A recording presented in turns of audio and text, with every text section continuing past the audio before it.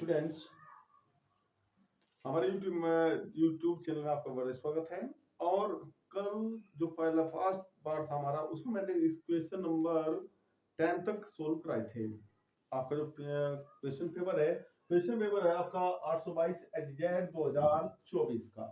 Okay students, तो आज आपका क्वेश्चन नंबर 11 में देखो। यहाँ पर जो हमारे खंड एक जो क्वेश्चन में 20 मार्क्स के होते हैं और उसमें 20 क्वेश्चन होते हैं, यानी हर एक क्वेश्चन 1 मार्क्स का होगा। तो इसमें देखो क्वेश्चन नंबर 11 ये दिया कि यदि sin theta is equal to cosec theta तथा 0 थीटा जो होगा आपका 0 और पाई अपॉन 2 के बिटवीन होगा, तो थीटा का मान क्या है? थीटा मान हमें ज्ञात करना है। अब थीटा मान किसके बिटवीन ज्ञात करना है? 0 और 90 के बीच में, क्योंकि पाई होता है हमारा 1 पाई रीडिंग होता है 180 डिग्री, यानी कि 180 डिग्री के इक्वल होता है। तो यहाँ पर आप क्या करोगे, पाई यानी कि 180 2 से डिवाइड कर दो तो क्या 90 हो जाएगा। तो यानी कि 0 90 के बीच में हमें इसको शो करना है। इसको इनके फर्स्ट क्वाड्रेंट में, जो कि हमारा होता है, आपने क्वाड्रेंट पढ़े भी होंगे कि फर्स्ट क्वाड्रेंट जो स्टार्ट होता है हमारा आता है 0 से लेके 90 तक। ये 0 से लेके 90 तक। तो फर्स्ट क्वाड्रेंट में सभी ट्रिग्नोमेट्रिकल जो रेशियोज होते हैं, सभी त्रिकोणमितीय जो अनुपात होते हैं, ये सभी प्लस के होंगे। ओके, तो यहाँ पर हम लेंगे कि sin थीटा, आपसे निकाल लेंगे कि sin थीटा इक्वल टू, या तो आप इस तरह ध्यान रखें कि sin थीटा कोसेक थीटा किस एंगल पर दोनों इक्वल हो। वो किस पे इक्वल होते हैं? sin थीटा की वैल्यू कितनी होती है? sin 90 की वैल्यू, sin 90 की वैल्यू 1 होती है। तो इसी प्रकार cos 90 की वैल्यू क्या हो जाएगी? कोसेक 90 की वैल्यू कितनी 1 हो जाएगी। तो यार क्या इसका मतलब ये हो गया कि हमारे पास आप इस तरह भी अंदाजा ला सकते हैं, जब आपके पास जो टेबल होती है कि sin 90 degree is equal to कितना होता है हमारा, वो 1 होगा, और cosec 90 degree is equal to क्या होता है हमारा 1 ही होता है। दोनों किस एंगल पे इक्वल हुए हैं? दोनों एंगल पे इक्वल है हमारे theta is equal to 90 degree, यानी कि पाई अपॉन 2 पाई। तो यहाँ पर पाई अपॉन 2 की बात देखते हैं, और यहाँ पर हम लेंगे कि, या फिर हम एक तरीका और अपना सकते हैं। हमारा ऑप्शन पाई अपॉन 2 यहाँ पर भी हो गया, या फिर हमारे पास एक तरीका और है इसका, और एक तरीका ये हो गया कि sin theta is equal to cosec theta. तो यहाँ पर हो गया हमारा कि sin theta is equal to 1 upon sin theta. Cosec जो होता है वो sin का ही उल्टा होता है, उसका रेसिप्रोकल होता है। तो यहाँ पर क्या करोगे आपकी sin थीटा को आप इधर ले लेंगे, इसको मल्टीप्लाई करोगे तो हमारा कि sin square theta is equal to 1, और आप इसकी दो पावर हटाने के लिए क्या करोगे, इसका स्क्वायर रूट ले लेंगे, और जब स्क्वायर रूट लेंगे तो दो साइन होंगे इस पर, एक प्लस का और एक माइनस का, 1 का स्क्वायर रूट 1 हो जाएगा। लेकिन हमारा फर्स्ट क्वाड्रेंट में लेना है तो माइनस के साइन को छोड़ देंगे, इसको रिजेक्ट कर लेंगे, और ये हो गया हमारा कि sin theta is equal to 1, और 1 किस पर होता है? sin 90 डिग्री पर, और ये जिसको sin 90 को लिखा जाता है कितना? sin पाई अपॉन 2। sin से साइन रिमूव हो जाएगा, और थीटा की वैल्यू कितनी हमारी पाई अपॉन 2 है। तो जैसे थीटा वैल्यू पाई अपॉन 2 है, हमारे पास चार ऑप्शन ऐसे हैं, और चार ऑप्शन में ध्यान कि पहला ऑप्शन ए, ये ऑप्शन है हमारे पास 0, B option pi upon 4, and C option pi upon 2, and D option pi. तो करेक्ट आंसर कौन सा है हमारा? है पाई अपॉन 2। पाई का क्या करते हैं आप बोले, पाई की वैल्यू क्या? पाई की वैल्यू 180 डिग्री ली जाती है रीडियन में। तो यहाँ पर रहता है कि आप यहाँ पर इसको आप सर्किल को क्या करोगे, डार्क कर लोगे, इसके नीचे किताबें आपको OMR शीट में मिल जाएगी। ओके स्टूडेंट्स, इसके बाद क्वेश्चन नंबर 12 की बात आती है। क्वेश्चन नंबर 12, और क्वेश्चन नंबर 12 में क्या लिखा है इसमें कि यहाँ पर क्वेश्चन नंबर 12 दिया गया है कि यदि sin theta minus cos theta is equal to 0, तब तो वैल्यू फाइंड करनी इसके में sin 4 theta plus cos 4 theta, इनके का मान होगा, का मान होगा। ये आपका क्वेश्चन है। क्वेश्चन नंबर 12 क्या होगा कि यदि sin थीटा और माइनस के ये दे रखा है कि cos theta is equal to 0, तो sin 4 थीटा और cos 4 थीटा की वैल्यू क्या होगी हम फाइंड करेंगे। तो सबसे पहले सॉल्व कर लेंगे आप, cos को आप इधर चेंज कर लेंगे। जब आप इसका सॉल्यूशन करेंगे तो क्या करते हैं कि देखो जो सॉल्यूशन है वह आपको रफ पेज पर करनी है, रफ कॉपी कर सकते हैं, या फिर आप अपनी जो परीक्षा कॉपी है, आपके एग्जाम कॉपी, उसके बाएं पेज पर लेफ्ट हैंड पर लिखकर रफ कार्य लिखकर वहां कर सकते हैं। और sin theta minus cos theta is equal to 0, तो cos को आप इधर ले आएंगे, sin theta is equal to हमारा कि cos थीटा के, इसके ठीक अपोन में ले आओगे आप। या फिर आप एक अंदाजा लगा सकते हैं कि साइन और कोस, जब आप ट्रिग्नोमेट्रिक सारणी देखते हैं, टेबल देखते हैं, तो उसमें देखिए साइन और कोस इक्वल किस एंगल पे होते हैं, इक्वल होते हैं दोनों 45 डिग्री पर, पाई अपॉन 4 पर। तो या तो उस तरह कर लेंगे, या फिर आप कोस को इधर चेंज कर रहे हैं कि साइन थीटा, और ये इधर आएगा अपॉन में जाएगा cos theta is equal to, इधर रहता हमारा 1, या दोनों और आप कोस से डिवाइड कर दें। आप इसको ऐसे भी कर सकते हैं कि sin theta is equal to cos theta, आप दोनों cos से डिवाइड कर लीजिए, तो दोनों आप जब cos से डिवाइड कर दोगे तो यहाँ पर कितना हो जाएगा हमारा कि cos थीटा sin थीटा अपन cos थीटा होता है हमारा tan थीटा, और होता है 1, यहाँ पे sin थीटा अपन cos थीटा tan थीटा हो जाएगा, और इक्वल टू 1 किस पर होता है, tan थीटा की वैल्यू 1 होती है हमारी tan 45 पर, tan 45 डिग्री पर tan से tan हट जाएगा, और थीटा इक्वल हो गया पर 45 डिग्री। ओके स्टूडेंट्स, तो इसके बाद हमें निकालने वाली किसकी, sin cos थीटा की, sin power sin theta power 4 and cos theta की भी पावर कितनी है 4 है। तो थीटा की वैल्यू पुट करोगे आप 45 डिग्री, तो sin पावर 4 थीटा आएंगे 45 प्लस cos पावर 4 डिग्री, आप भी 45 डिग्री रखिए, आप इनकी वैल्यू पुट करोगे पहले, उसके बाद पावर का हम यूज करेंगे। तो 1 अपॉन रूट 2 की whole power 4 and 1 upon root 2 की होल पावर, यहाँ पर आप 4 कर लेंगे। 4 पावर का मतलब है इसकी आप 4 बार मल्टीप्लाई कर लोगे, यानी कि 1 upon root 2 into 1 upon root 2 into 1 upon root 2 and multiply 1 upon root 2, इस तरह कर सकते हैं। अदर मेथड है बहुत से, आप इस तरह कर लेंगे, 4 बार इसको मल्टीप्लाई कर लीजिए। तो ये ध्यान रखेंगे कि रूट से रूट कैंसिल हो, 1 बन जा 1, और यहाँ पर रूट से रूट कैंसिल, यहाँ पर आइए 1 बन जा 1, और रूट से रूट हट जाएगा 2, फिर प्लस साइन बीच में आएगा, फिर 1 की मल्टीप्लाई 1 में करोगे और रूट से रूट हट जाएगा आपका, और फिर इसके बाद में आप लेंगे 1 मल्टीप्लाई 1 और रूट से रूट कैंसिल के 2, तो यहाँ पर आपको हो जाएगा कि 1 बन जा 1, 2 टू जा 4, फिर बीच में आपको जो मिडिल में साइन आपका बिटवीन इसके वो प्लस का साइन है, 1 मल्टीप्लाई 1 और 2 टू जा 4। तो डेनोमिनेटर कभी ऐड नहीं होती, जब न्यूमरेटर ऐड करोगे तो 1 प्लस 1 जो हमारा 2 अपॉन 4, और ये डिवाइड हो जाए किसी नंबर से, इसके एलसीएम से डिवाइड कर सकते हो, 2 2 2 4 1 अपॉन 2। तो ऑप्शन नंबर हमारा जो है क्वेश्चन नंबर 12 के वो गया कि ए ऑप्शन है आपका 1 अपॉन 4, ये तो हमारा आंसर नहीं मिला। तो बी ऑप्शन हो गया आपका 1 अपॉन 2, ये हमारा करेक्ट आंसर है। सी 3 अपॉन 4 ये भी इनकरेक्ट होगा।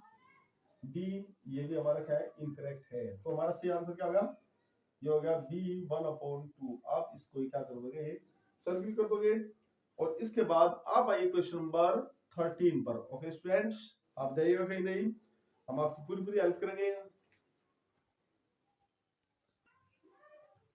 या स्टूडेंट्स, क्वेश्चन नंबर 13, आपको क्वेश्चन नंबर 13 जो हमारे पेपर में दिया गया है, एग्जाम पेपर में, वो दिया है कि यदि एक बिंदु Q से एक वृत्त पर स्पर्शिका की लंबाई 24 सेंटीमीटर है, तो Q की वृत्त के केंद्र से दूरी 25 सेंटीमीटर, तो वृत्त की त्रिज्या क्या होगी।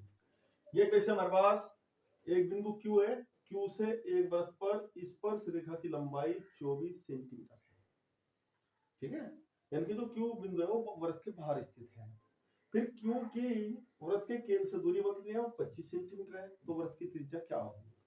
तो स्टूडेंट देखिए, जिसका सॉल्यूशन हम लेंगे, यहाँ पर हमारा जो होगा सॉल्यूशन में कि कोई वृत्त हमारे पास कोई सी भी रेडियस का हमें भी पता नहीं है, लेकिन कोई सर्किल को आप ड्रॉ कर लेंगे, और ये इसका सेंटर है, और इस सेंटर से 25 सेंटीमीटर की डिस्टेंस पर कोई पॉइंट Q यहाँ पर सिचुएटेड है, फिक्स है या लाइज करता है, और इसके बाद Q से इस पर कोई स्पर्शी ड्रॉ करी गई, और वह स्पर्शी लाइन कितनी यहाँ पर 24। देखो क्या करना है, इसका सेंटर होगा, सेंटर से कोई सीधी रेखा आप ड्रॉ कर दीजिए, ये Q पॉइंट होगा, और यहाँ पर जैसे आप ड्रॉ करोगे ये A, वो यानी कि पॉइंट ऑफ कांटेक्ट बन जाएगा, यानी कि स्पर्श बिंदु। ओके फ्रेंड्स, और यहाँ पर इसकी जो लेंथ है स्पर्शी की, जिस हम स्पर्श रेखा या स्पर्शी बोल सकते हैं, स्पर्शी बोल सकते हैं इसको, आप स्पर्श रेखा भी कह सकते हैं, टेंजेंट इसको इंग्लिश में बोलते हैं। और यहाँ पर इसकी लेंथ जो है वो 24 सेंटीमीटर की है। आपने थ्योरम पढ़ी भी होगी, अगर नहीं पढ़ी हुई तो कोई बात नहीं, तो आप ध्यान रखिए कि जब भी पॉइंट ऑफ कॉन्टेक्ट यानी स्पर्श बिंदु को आप रेडियस सेंटर से ज्वाइन करते हैं, तो वह रेडियस जो होती है इस पर 90 डिग्री का एंगल बनाती है। और ये भी पता होगा आपका कि 90 डिग्री की सामने जो साइड होती है वो होती है कर्ण। क्या होती है वह? कर्ण हो जाएगी। तो यहाँ पर हम जो यूज करेंगे पाइथागोरस थ्योरम, इसमें अप्लाई करेंगे। ओके स्टूडेंट्स, तो यहाँ पर हमें आर निकालनी है और यहाँ पर हाइपोटेन्यूज हो गया। और आप अपना क्या लेंगे, जो हमारे पास फॉर्मूला लगता है किसमें, त्रिभुज लेंगे आप। त्रिभुज एक समकोण त्रिभुज बन गया कि त्रिभुज ओ ए क्यू में, ओ ए क्यू में। ओके स्टूडेंट्स, और यहाँ पर जैसे आप ओ ए क्यू में लेंगे तो इसमें देख लीजिए कि यहाँ पर ये 90 डिग्री की सामने की जो साइड होगी और हमारी कौन सी हाइपोटेन्यूज के कर्ण होगी। और हमारे पास फॉर्मूला होता है कि कला, ये कला का जो फॉर्मूला है आप इसको यूज करेंगे। कैसा करूंगा, ऐसा लंबे ऐसे आधार। तो कर्ण हमारे लिए ओ क्यू होगा, ये होगा ओ ए और ये बन गया हमारा ए क्यू। ओके स्टूडेंट्स, अब इनकी मेजर पुट कर दीजिए जो जो इसकी माप के रखी है। ओ क्यू हमारे पास 25 सेंटीमीटर का है, ओ ए जो कि रेडियस है हमें निकालनी है, ए क्यू 24 सेंटीमीटर का है। अब इसके बाद 25 का स्क्वायर, इनके आप 25 का स्क्वायर अगर किसके याद हो तो ठीक है, अगर नहीं याद है तो आप क्या करेंगे 25 में मल्टीप्लाई 25 कर दीजिए, 625 आ जाएगा। तो आगे तो आगे 625 आर स्क्वायर, 24 का जो स्क्वायर है आप इसकी मल्टीप्लाई कितनी बार करोगे, 2 टाइम्स कर दीजिए। 24 का जो मल्टीप्लाई आप 2 बार करोगे तो कितना हो गया हमारा 576। आप हमें जिसकी वैल्यू निकालनी है तो आप कितना छोड़ दीजिए, आप इसको उधर ट्रांसपोज करेंगे, यहाँ के पक्षांतर कर दीजिए और ये हो गया हमारा कितना 576। इधर आएगा, इधर कहीं का था हमारा प्लस का था, इधर आएगा माइनस में आ जाएगा। और यहाँ पर 625 में से आप यहाँ पर 576 को आप सब्ट्रैक्ट कर दोगे तो ये बच जाता है हमारा कितना 49। दो पावर हटाने के लिए आप इसका स्क्वायर रूट लेंगे, 49 का स्क्वायर रूट लेंगे और होगा 7, यानी कि जो रेडियस होगी हमारे पास कितनी होगी 7 सेंटीमीटर की होगी। ऑप्शन बच गया, ऑप्शन टिक करते हैं कि कौन सा हमारा ऑप्शन इसमें ठीक है। तो यहाँ पर ए ऑप्शन मिलता है हमें 7 सेंटीमीटर और 7 सेंटीमीटर हमारा आंसर हो गया, तो ये इज द करेक्ट आंसर। एक बात ध्यान रखें कि आप स्क्वायर 30 तक सभी याद रख लें, अच्छी बात होगी। और इसके बाद ये जल्दी से हम कैलकुलेशन भी कर सकते हैं। और बी ऑप्शन हो गया हमारा जी इसमें 12 सेंटीमीटर। इसके बाद सी ऑप्शन है हमारे पास 15 सेंटीमीटर और डी ऑप्शन है हमारा 24.5 सेंटीमीटर। तो आपको जो सर्किल करना है वो ओवल को फिल करना है, कौन सा, ए। इसके बाद आप आइए क्वेश्चन नंबर 14 पर। तो क्वेश्चन नंबर 14, ये क्वेश्चन नंबर 14 है। यहाँ पर क्वेश्चन नंबर 14 में यदि एक बिंदु पी से ओ केंद्र वाले वृत्त पर पी और पीबी स्पर्श रेखाएं परस्पर 80 डिग्री के कोण पर झुकी हो तो कोण पी ओ ए होगा। हमें कौन कौन से निकालना है, एंगल निकालना है पी ओ ए। तो सबसे पहले आप इसका एक डायग्राम बना लेते हैं, अब इसका सोल्यूशन लेंगे और यहाँ पर मैं एक डायग्राम बनाया और पी से दो स्पर्श रेखा मैं ऐसे ड्रॉ कर दी। पी एक ए हो गया और एक पॉइंट ऑफ कांटेक्ट हमारा बी हो गया, ये इसका सेंटर ओ है। अब इसके बाद में सेंटर ओ हो जाएगा, इसमें हम कहा एंगल जो फाइंड करना पी ओ ए, यहाँ पर जो है 80 डिग्री का है। कितने का टोटल हमारे 80 का। हमें निकालना कौन सा है, ये निकालना है पी ओ ए, ध्यान रखेंगे पी ओ ए।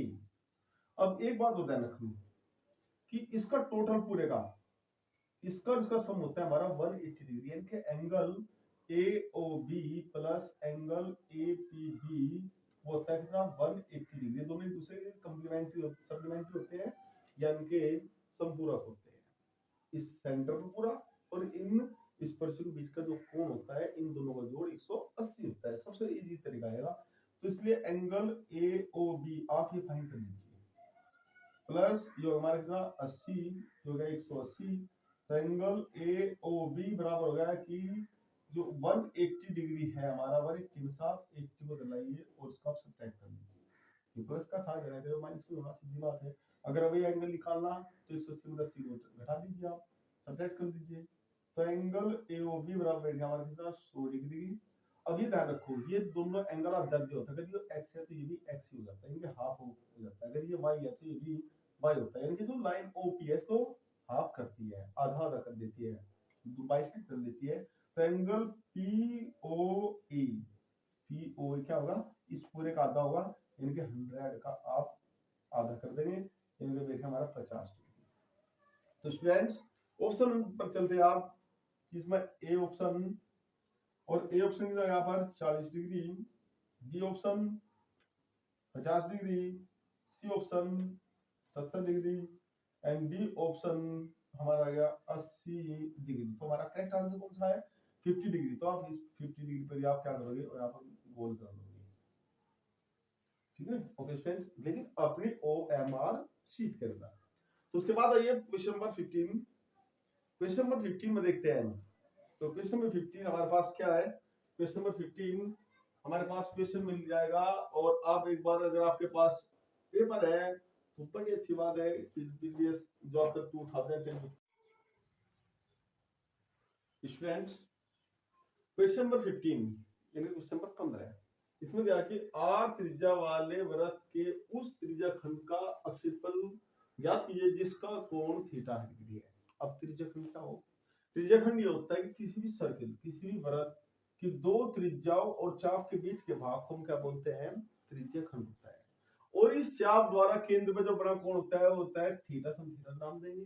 और यहाँ पर क्या होता है कि पूरे सर्किल का जो एरिया होता है पाई आर स्क्वायर। और इस पूरे सर्किल को हम क्या करते हैं 300 जो पूरी सरकमफेरेंस 360 डिग्री एंगल बनाती है, पूरे सर्किल के जो 360 हम डिवाइड कर देंगे, और थीटा एंगल कितना ही रहेगा, इस हम थीटा से मल्टीप्लाई करते हैं।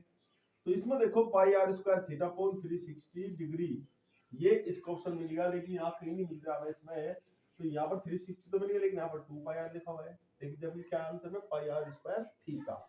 तो स्टूडेंट्स क्या करते हैं कि हम 2 से ऊपर नीचे मल्टीप्लाई करके देख लेते हैं क्या बनती है बात। तो यहाँ पर 2 पाई आर स्क्वायर फिर थीटा मिल गया, और 360 दूरी हो गया आपके 720 डिग्री। तो ये आंसर हमारा किससे मैच करता है, इससे। तो आपका जो ऑप्शन नंबर बी है, तो बी ऑप्शन के नीचे आप क्लिक करोगे और वहां पर आप डार्क सर्किल बना दोगे OMR शीट में, ए बी सी डी आपको ऐसे लिखने लगा, वहां पर आपको ऐसे करना है। तो स्टूडेंट्स, तो come to the question number 16, और 16 क्वेश्चन नंबर आप आ जाइए। और इसमें देखिए एक ठोस पाइप का व्यास 4 सेंटीमीटर है तथा उसकी लंबाई 20 सेंटीमीटर है, पाइप में प्रयुक्त धातु का आयतन क्या होगा। स्टूडेंट्स, क्वेश्चन नंबर 16, एक ठोस पाइप का व्यास 4 सेंटीमीटर है, तो उसकी लंबाई कितनी देखिए वो 20 सेंटीमीटर है। तो पाइप में प्रयुक्त धातु का आयतन होगा। पाइप किस टाइप का होता है, पाइप होता है बेलन के आकार का, एक सिलेंडर की फॉर्म में होता है पाइप। और सिलेंडर किस टाइप का होगा आपका, इनके ये इस तरह से आप पाइप को मान लीजिए ये। तो ये पाइप इस प्रकार का, ये खोखला नहीं है बल्कि हमारा किस प्रकार का एक ठोस पाइप है। और इस ठोस पाइप की जो लेंथ दिया, व्यास दे रखा है, व्यास यहाँ से यहाँ तक का होगा, वो 4 का है। और उसकी लेंथ यानी कि हम एक्स पे नोट करेंगे 20 सेंटीमीटर के बाद। तो इसका आयतन इसने में कहा है, आयतन हम क्या निकाल लेंगे।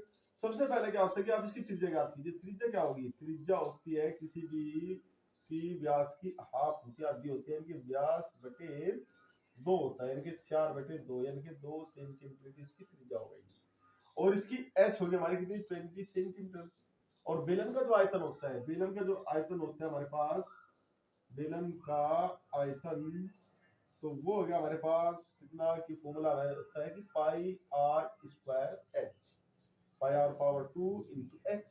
तो यहाँ पर आप वैल्यू पुट कर लेंगे, आर की वैल्यू पुट करेंगे, आर की एच यहाँ पर 2 आई थी, 2 पावर 2 कर लीजिए आप। और एच की वैल्यू यहाँ पर आप 20 पुट कर दीजिए, 2 टू द 4, 2 दूनी 4 गुणा 20, 20 चौक 80 पाई सेंटीमीटर क्यूब। ये ध्यान रखेंगे कि वॉल्यूम यानी कि आयतन ऑलवेज किस में आता है, क्यू में आएगा। ओके स्टूडेंट्स, तो आपका आंसर जो हो गया, आपका आंसर है ऑप्शन नंबर डी। तो जहां भी आपको डी ऑप्शन मिलेगा वहां पर आप इसके नीचे OMR सीट के नीचे आप क्या कर दोगे, इसको फिल कर दोगे ब्लू डार्क, या तो बॉल पॉइंट पेन से, नीले से, अदरवाइज काले से। तो आप आइए क्वेश्चन नंबर 17, आर त्रिज्या के एक ठोस अर्धगोले का कुल पृष्ठ क्षेत्रफल क्या होगा। अर्धगोला, अर्धगोले इस तरह के से वगैरह किसी गोले को आप अगर काट दोगे तो बीच में काटने पर क्या बन जाएगा, अर्धगोला बनेगा। जबकि गोले की त्रिज्या और अर्धगोले की त्रिज्या दोनों सेम होती है, इक्वल होती है, तो यहाँ पर क्या लगेगी, इसकी रेडियस भी आर होगी। तो ये इसका कर्व पार्ट है, यानी वक्र वक्र भाग होगा। और इसकी जो वक्र पृष्ठ होता है हमारा कितना, 2 पाई आर स्क्वायर। ये एक समतल पृष्ठ होता है जो कि सर्किल की फॉर्म होती है, सर्किल में जाता है पाई आर स्क्वायर। तो इसलिए अर्धगोले का संपूर्ण पृष्ठ इसमें पूछा है हमारे से, तो अर्धगोले का संपूर्ण पृष्ठ वो गया 3 pi R square, 3 pi R square. तो उसमें ऑप्शन कौन सा हो गया हमारा, ऑप्शन नंबर हो गया हमारा सी। और सी के नीचे आप क्या करोगे, वहां पर इसको फिल कर दोगे OMR सी में। ये हमारा आंसर करेक्ट हो गया। और students come to the question number 18, और 18 क्वेश्चन पर आ जाइए आप।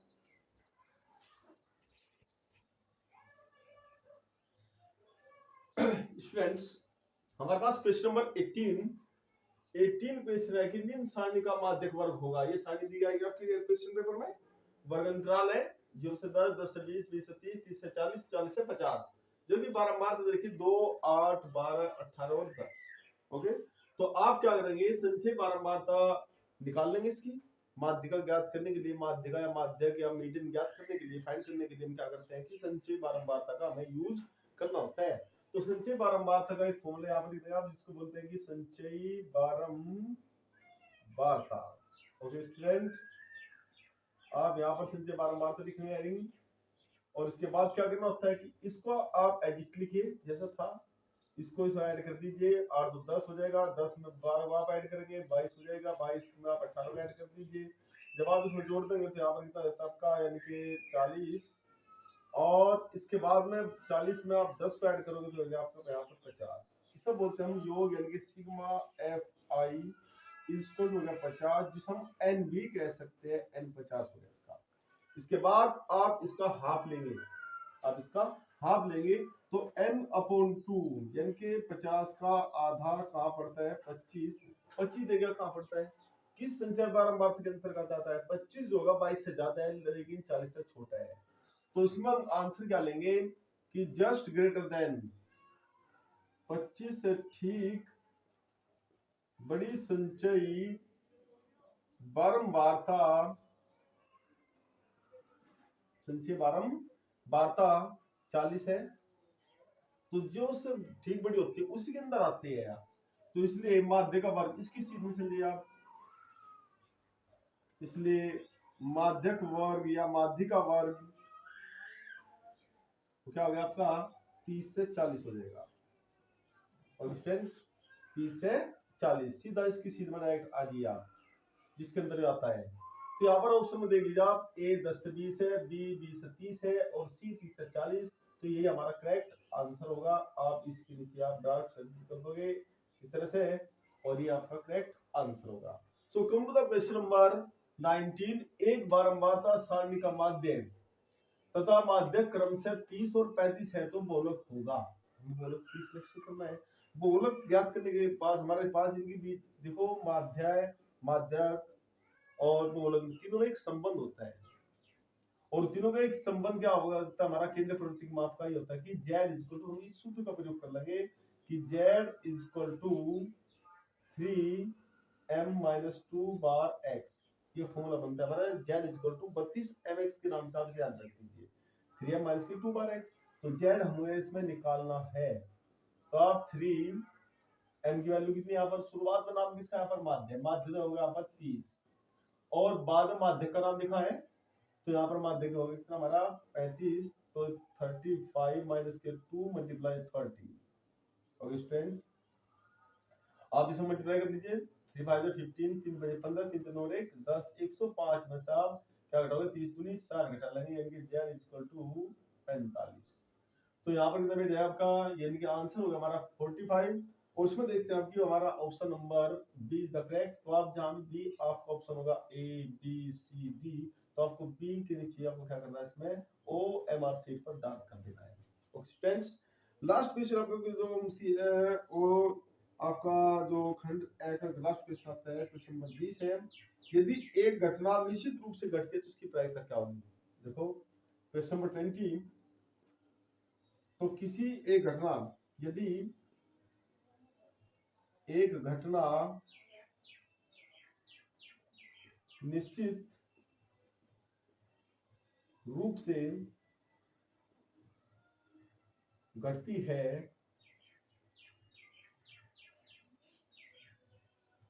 तो इसकी प्रायिकता क्या है। तो इसकी प्रायिकता क्या होगी, ये सब पूछिए। इसकी प्रायिकता है, तो उसकी प्रायिकता जो होती है, जो कोई घटना निश्चित रूप से घटे उसकी प्रायिकता होती है हमारी 1। और जो घटना बिल्कुल नहीं घटती उसकी प्रायिकता होती है 0, इनको वो इम्पॉसिबल इवेंट हो जाती है। तो यहाँ पर ऑप्शन मिल गया हमारे कितना कि ए 3/4, बी 1/2, सी 0, डी 1। तो कोई भी घटना अगर निश्चित रूप से घटती है तो उसकी प्रायिकता होती है 1। 1 ढूंढ लीजिए आप, 1 हमें यहाँ मिल गया, तो इसलिए यहाँ पर इसका आंसर का आप क्या करोगे, डार्क सर्किल कर दोगे। और students thank you for this, आप मेहनत करिए। और ऑप्शन होंगे जहाँ तक उम्मीद है कि ये ऑप्शन आपको बहुत बहुत बहुत वेरी वेरी मोस्ट इंपोर्टेंट रहेंगे। और स्टूडेंट्स थैंक यू।